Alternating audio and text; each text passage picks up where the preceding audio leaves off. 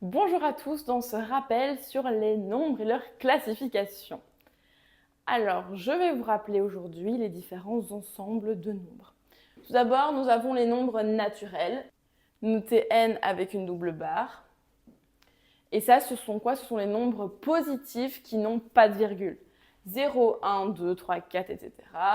365, 1248, 25 328, 30 45 253. Tous les nombres qui sont positifs sans virgule. C'est ce qu'on appelle les naturels.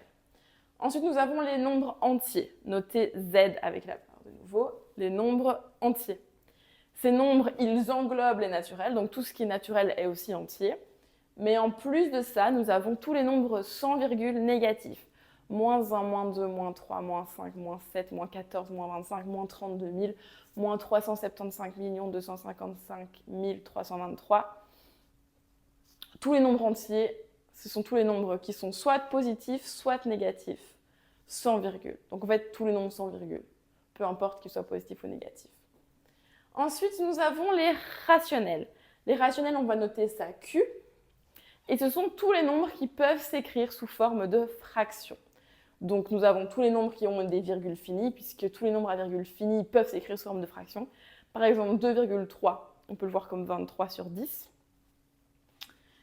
Et on a aussi tous les nombres qui, en virgule, sont illimités, par exemple un tiers, mais qui s'écrivent sous forme de fractions. Un tiers. Donc un tiers, c'est un rationnel. Moins 57 sur 34, c'est un rationnel. Ce sont vraiment tous les nombres, soit à virgule limitée, avec un nombre fini de virgules. Et donc ça, on peut toujours trouver une fraction pour l'écrire.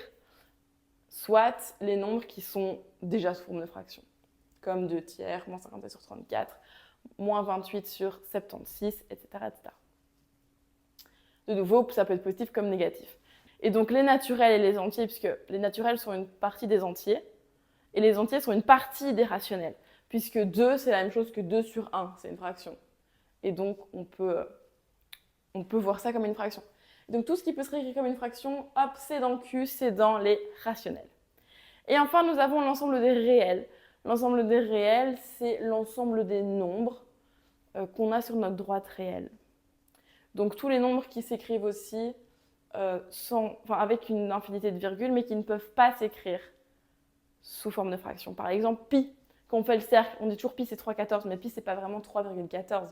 Pi c'est un nombre avec un nombre illimité de décimales derrière et aucune fraction ne peut tomber exactement sur pi. Et donc, on a pi. On a aussi racine de 2, racine de 3, racine de 10, moins racine de 2, moins racine de 3, moins pi. Positif comme négatif, donc ce sont tous ces nombres qui ne s'écrivent pas sous forme de fraction. Mais attention, les réels, ils englobent tout le reste aussi. Donc les réels, vous voyez que c'est l'ensemble le plus grand, il contient en fait tout ce qu'on a déjà dit plus tôt. Et c'est grosso modo, c'est ce qu'on va appeler après la droite réelle. Ce sont tous les nombres qu'on gradue sur la droite. Et on peut tous les positionner.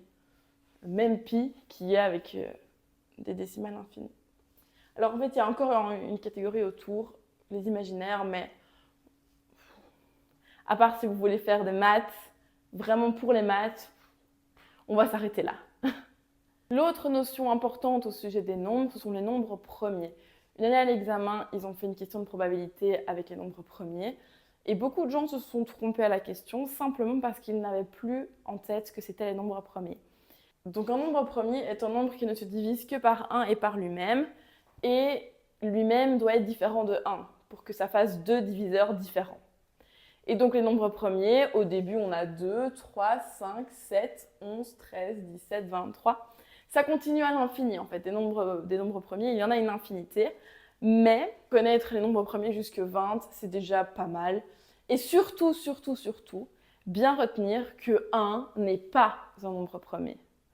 1 n'est pas un nombre premier, puisqu'il se divise bien par 1 et par lui-même, mais ça reste 1. Il n'y a pas deux diviseurs différents. Et donc, ce n'est pas considéré comme un nombre premier. Donc, par convention, les nombres premiers, ils commencent à 2. 2, 3, 5, 7, etc., etc., etc.